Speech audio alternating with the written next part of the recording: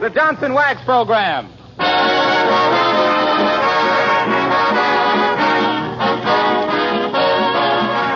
The makers of Johnson's Wax and Johnson's Self-Polishing Glow Coat present Fibber McGee and Molly, written by Don Quinn, with music by the King's Men and Billy Mills Orchestra. The show opens with Why?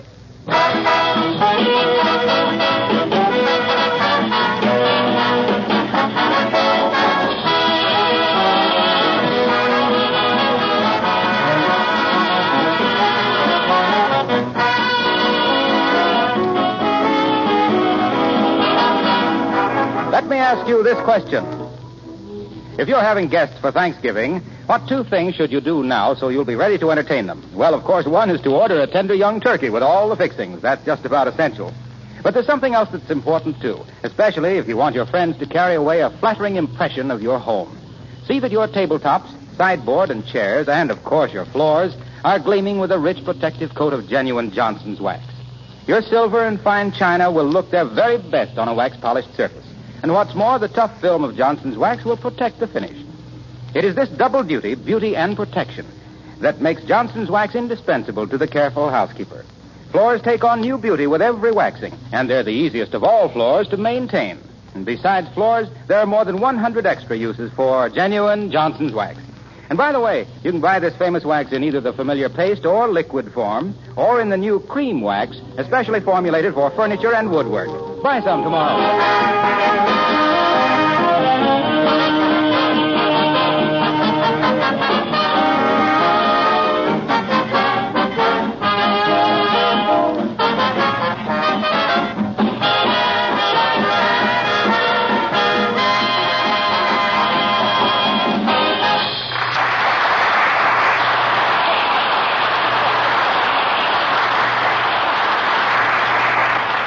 Well, there's nothing more aggravating than to know that your husband knows something that you don't. No? And here at 79 Wistful Vista, one with a secret and one with a consuming curiosity, we find Fibber McGee and Molly.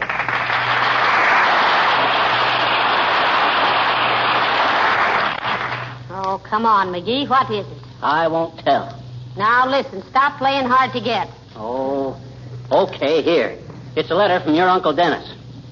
And when you see him, tell him I ain't in the National Guard and I never have been. Oh, does he think you are? Well, the letter says, Dear Molly and that NG husband of yours.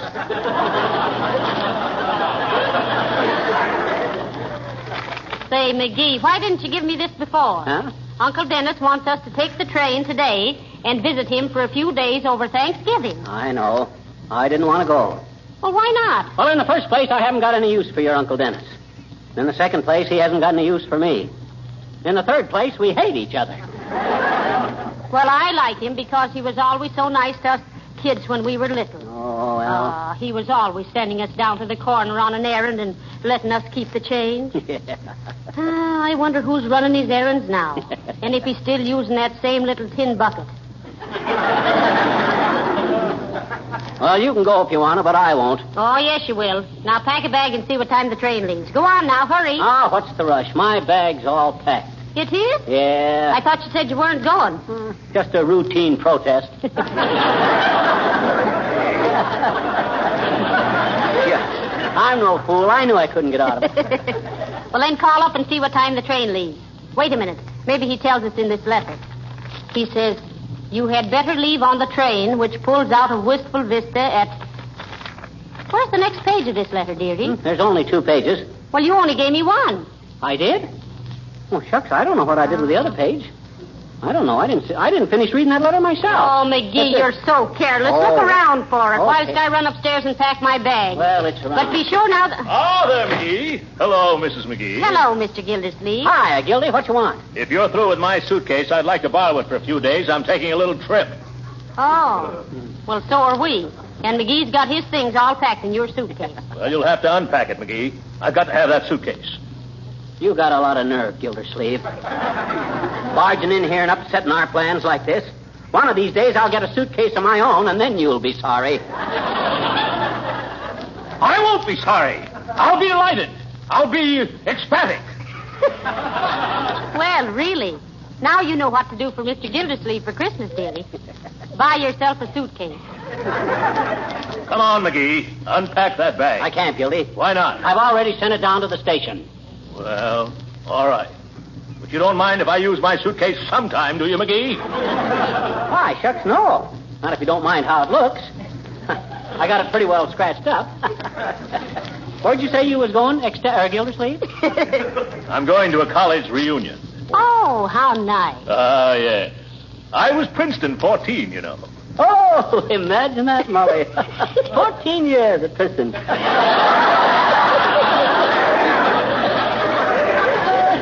No wonder you love the old place, Gildersleeve. Don't be like that, McGee. I mean, I graduated in 1914. I was valedictorian. Well, now, that's nothing to be ashamed of. Lots of nice boys work their way through college. Did you get a degree, Mr. Gildersleeve? Oh, yes. I specialized in English lit. Yeah, so did Uncle Dennis. You ought to hear his English lit. You a sorority man, Gil? Why, of course not. I was a fraternity man. Oh, you couldn't get in a good sorority then, huh? Sororities are for girls. How could I get in?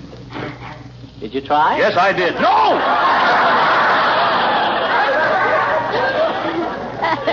Of course I didn't. Oh, a woman hater. I am not a woman hater. I love women. Oh, a Don Juan, eh? I am not. Well, make up your mind, Mr. Gildersleeve. Just what are you? Well, I'm a I'm a man that... Oh, I don't know what I am. You've got me so confused, McGee. Your education didn't do you much good then. You can't even think logical. By George, I know this much, McGee. Huh? You better give me back my suitcase one of these days, or I'll know the reason why. So will I. I lost it.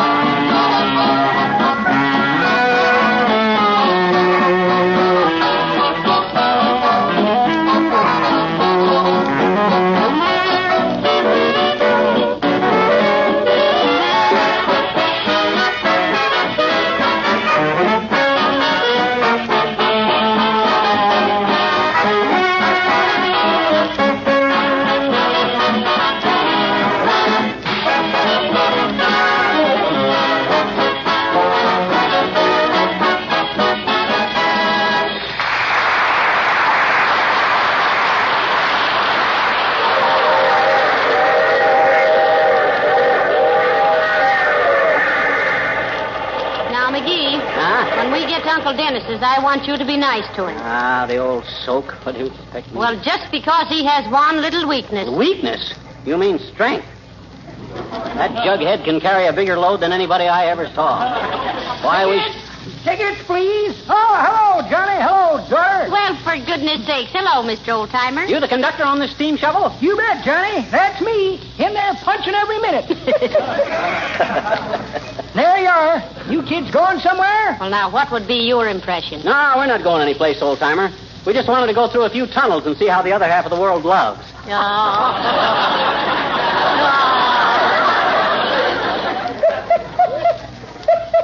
That's pretty good, Johnny. But that ain't the way I heard it. The way I heard it, one feller says to t'other feller, say, says, I see where they're using dance music to drill football teams with. Yes, I know, says t'other feller.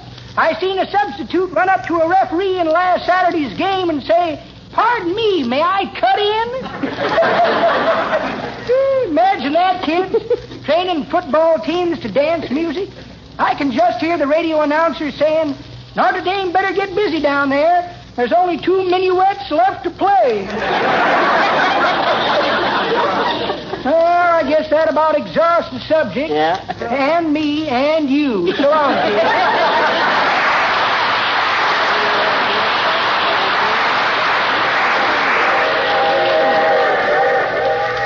Boy, I hate these long train rides, especially to see that old gutter inspector.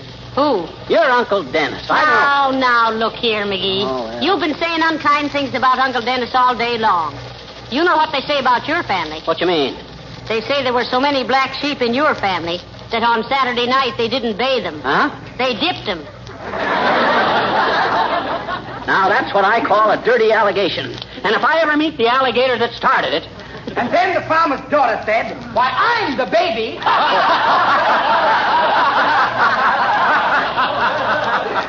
Hey, I thought I heard a familiar laugh across the aisle there. Oh, it's Mr. Wilcox. You, Mr. Wilcox. Well, hello, Molly. Hi, Fibber. What you doing on this train, Harlow? Oh, just riding back and forth. Riding back and forth. Aren't you going anyplace? Nope. At this point, folks, there should be a sound effect of a faint rustling to indicate Johnson wax dealers all over the country pricking up their ears. Well, if you're not going anyplace, Wilcox, why ride on the train? Well, I'll tell you why. For 6 years now, you've had all the funny stuff on this show. Huh? Do I have any jokes? No. Well, my goodness, Mr. Wilcox. All I ever say is what a wonderful product Johnson's self-polishing blow coat is for floors and linoleum. Well? How it beautifies and protects against dampness, dirt, and wear. Yes? How it's so easy to use because it shines as it dries with no rubbing or buffing. Right. How it saves hours of housework. And so on and so on and so on. Well, so what? It's absolutely true, isn't it? Of course it's true. I mean every word of it. But is it funny? No. It ain't funny, McGee. Well, now, listen, Mr. Wilcox. How on earth will riding on trains help you? Why, I can mix with all the traveling salesmen and learn a lot of funny stories. That's how. Ah. Look, Mr. Wilcox, the stories you'll hear from traveling salesmen will only have one effect on your status with this show. What's that? You'll be traveling, salesman. All right. Gee whiz. Here I try to improve myself, to make something of myself. And where do I get? Off at the next station. So long, folks.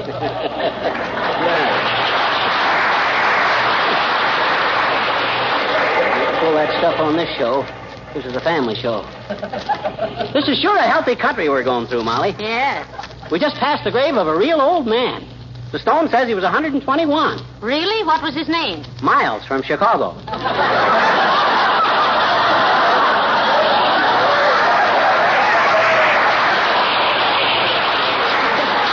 That's a ripe old age. Yeah.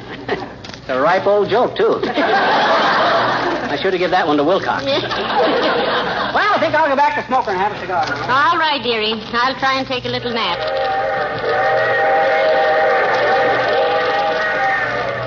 Oh, how do you do, Mrs. McGee? Why, hello, Mrs. Uppington. Won't you sit down? Thank you. No, my dear. I'm too excited, really. Oh, what about Mrs. Uppington? Well, now, this is strictly confidential, Mrs. McGee. Yes? Not a word to Miss McGee, you know. All right, I promise. Well, I'm going to a downstate nursery. I'm thinking of adopting a baby. No, not a baby. Yes, a baby. Oh. But remember now, not a word to anyone. Oh, here comes Mr. McGee. I shall be back in a few moments, my dear. Oh, hey, didn't I just see Uppy here? Where's she going? Well, it's confidential, Huh? but she. Well, she won first prize at the state fair for a patchwork quilt she made, and she's going down to collect the prize. Oh, that's... Oh, back again, Mrs. Uppington? Yes, how do you do? Oh, hi, Uppy. I'm so excited I had to get a drink of water. Well, I don't blame you, Uppy. So, you finally hit the jackpot, eh?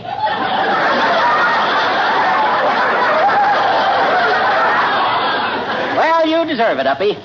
And you got a beautiful home to keep it in, too. Now, Mrs. McGee, I thought you promised me you wouldn't tell. I didn't tell Mrs. Uppington. He doesn't know what he's talking about. Why all the secrecy? Shucks, I've seen hundreds of them. Shucks, my mother had 12. Heavenly. Well, my goodness, Mr. McGee, does she have... I mean, are they all at home? Oh, I suppose so. They've been laying around the house there for years. Chuck's mama was always saving up little three-cornered pieces of cloth for him.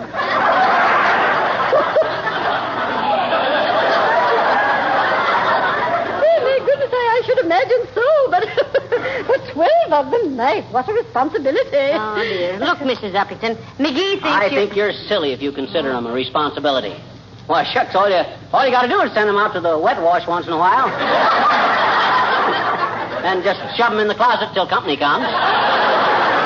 Shove them in a closet? Sure. There's no trouble. There's only one thing about it, Uppy. It's going to break your heart when you see them getting old and moth-eaten. And lumpy in the middle.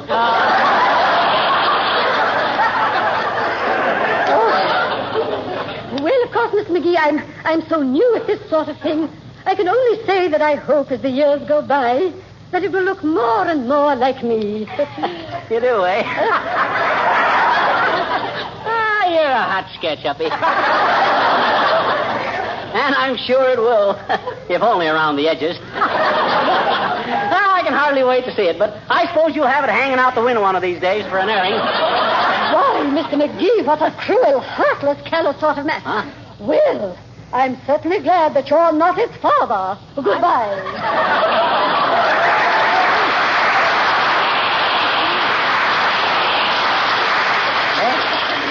Molly, did you hear what she said? How could anybody be the father of a patchwork quilt? Well, why not? Huh? Robert Fulton was the father of the steamboat. Hello there, my dear, and a happy Thanksgiving to you, my grim little my little pilgrim. Hello, Mr. Boomer. Well, if it ain't the Secretary of the Ulterior, Horatio K. Larceny. What are you up to, my fine feathered jailbird? Those are harsh words, Poison Pan, and I'm cut to the quick. Fortunately, I have a very slow quick. But to answer your subtle interrogation, I am endeavoring, without much success, to get a small aggregation of travelers together for a game of cards. Would you care to sit in, ragweed? I don't want to play any poker with you, Boomer. And that deck of cards you carry around with you has got 52 jokers in it. Say not so, say not so. It's true.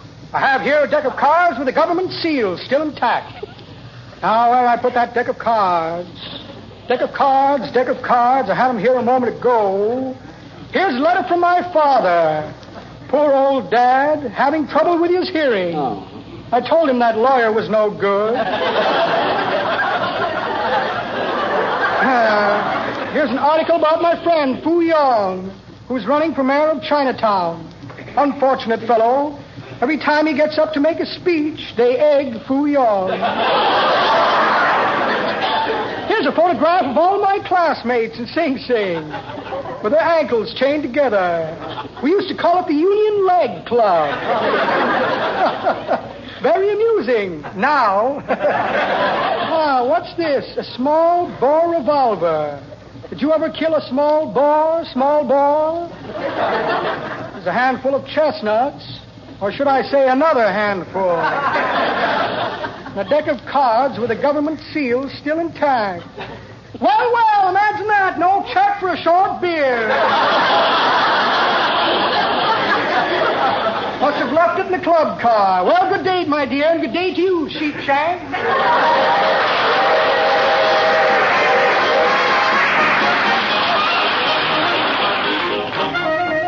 The King's Men sing Easy Go Slim from the Paramount picture, The Roundup. 1, 2, 3.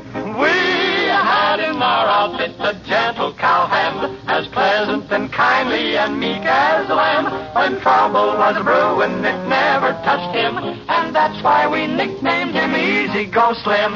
Now,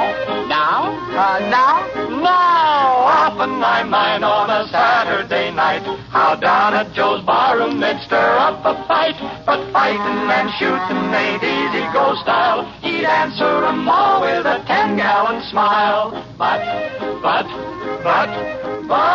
once when we went out to round up the strays, it rained without stopping for 41 days, and Slim caught the sniffles, he shivered and froze. Old Easy Go Slim had a cold in his nose.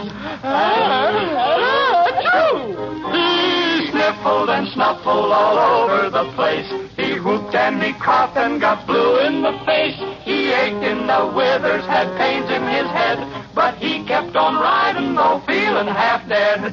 Now, one of the hands got a little bit drunk and figured he'd try to test Easy Go Spunk. But as you'll be hearing, he tried the wrong track, for he gave old Slim a big whack on the back. Then, bang went a 6-gun and down the drunk fell in even less time than it takes me to tell. And there on the trail he was laying out dead, all salted and peppered with Easy Go's lead. Well, that is my story of trouble and pain, of riding for 41 days in the rain. And this is the moral we clearly expose. Don't bother a bad with a cord in his dog.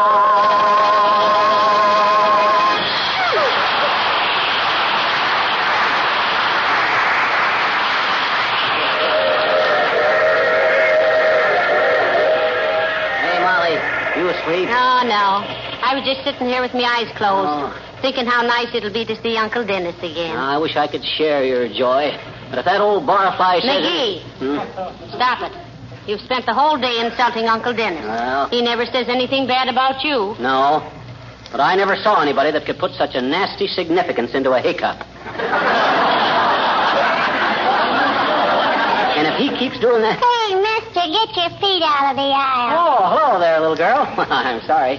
By the way, you enjoying your trip? Oh, yeah. I like to take a long train trip once in a while and get away from it all. Oh, you do, eh? Sure. Anyway, I got a book with me to read. Oh, what's the book? Aesop's Fables. Oh. Gee, there's some awful dumb stories in it, too. Such as which, sis? Well, the fox and the tomatoes, for instance. You mean the fox and the gray apes? No, I made it tomatoes so the fox could reach him easier. He was awful hungry, you know. Well, that's a very humanitarian thought, sis. And I think that with proper consideration for the factors involved, you'll detect a very sound psychological basis for the plot. Well, gee, I can't do that again. You like the story, sis? No, I don't understand it. Why did the fox want the grapes in the first place? Why, he wanted to eat them. Foxes don't eat grapes, I bet you. Oh, yes, they do. Oh, no, they don't. Oh, yes, they do. Oh, no, they don't. Oh, well, how do you know? You ever have a fox? No, but we got grapes, and the foxes don't eat them either. Maybe there aren't any foxes around where you live.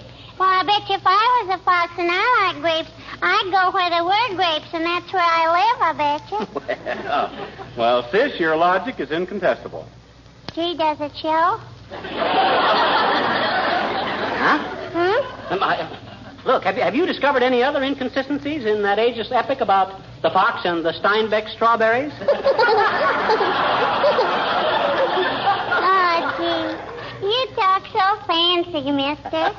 Excuse me, I just asked what else was wrong with the story.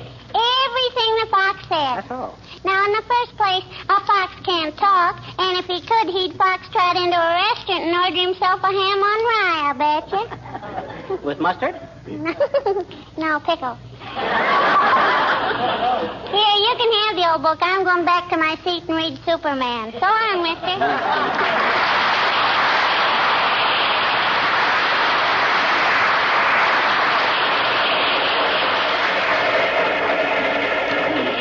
Hey, Molly, we're slowing down. We must be coming in. Oh, fine. Get the suitcases down, dearie. I hope Uncle Dennis is waiting at the station for us. Here we are.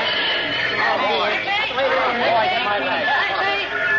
here, anywhere in the city. Taxi, mister? Oh, thanks, Bud. Where do we catch a streetcar, Molly? We don't have to. He lives right next door to the station.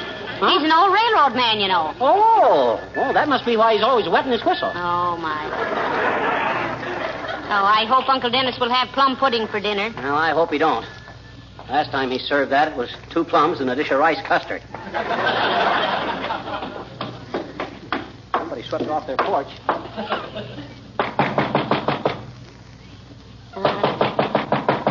Wonder he couldn't install a doorbell. Cost a few cents a year to run a doorbell. You can get new skin on your knuckles for nothing. I wonder where... Maybe we missed him at the station. I wouldn't miss him at the station or anywhere else.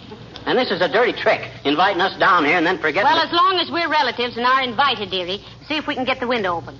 We should have brung Boomer. Let's see, what can I pry that window open? Oh, here's my pocket comb. Hey, what's this? Oh, look, Molly, here's the other page of Uncle Dennis's letter. I had it in my pocket all the time. Well, give it here. Let me read it whilst you open the window. Okay, now let's see. Maybe there's a basement window open here. McGee, look. What's the matter? Oh, dear. Huh? Listen to this letter you've been carrying all day. Huh? He says, on second thought, I've got a better idea. I'm coming to spend a few days with you. Oh, sure.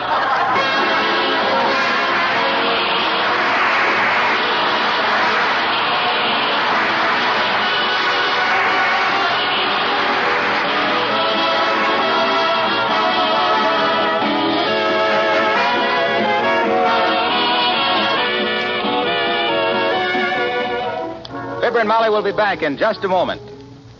And speaking again of Thanksgiving, don't forget that's the day you'll spend quite a lot of time in your kitchen. Let me suggest that you prepare your linoleum floors for that extra activity by giving them a protective coat of Johnson's self-polishing glow coat.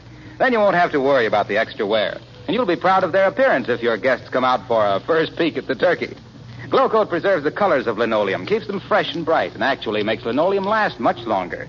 Glow coat is remarkably easy to use because it's self-polishing, requires no rubbing or buffing. Simply apply and let dry. And in 20 minutes, your floor shines with a beautiful polish, easy to keep clean. Try Johnson's self-polishing glow coat once, and you'll always use it.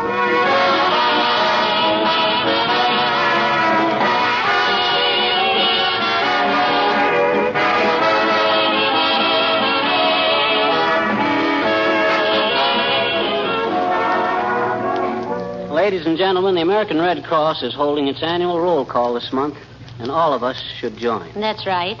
The Red Cross needs your help now so that in national emergencies, it can help your needs. Good night. Good night, all.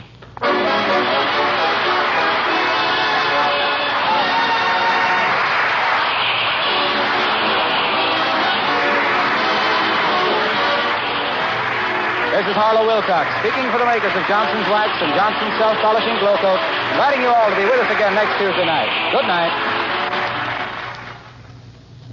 Makes a hard job easy. That's what many thousands of car owners are saying about Car New, Johnson's sensational new auto polish. Why is Car New sensational? Because it both cleans and wax polishes your car in one easy operation in half the time these jobs used to take. And the cost of Johnson's Car New is very low. Try it yourself. Get your car ready for winter by giving it a Car New beauty treatment. And you'll say with the other car owners, your car looks like new when you use Car New. This is the National Broadcasting Company.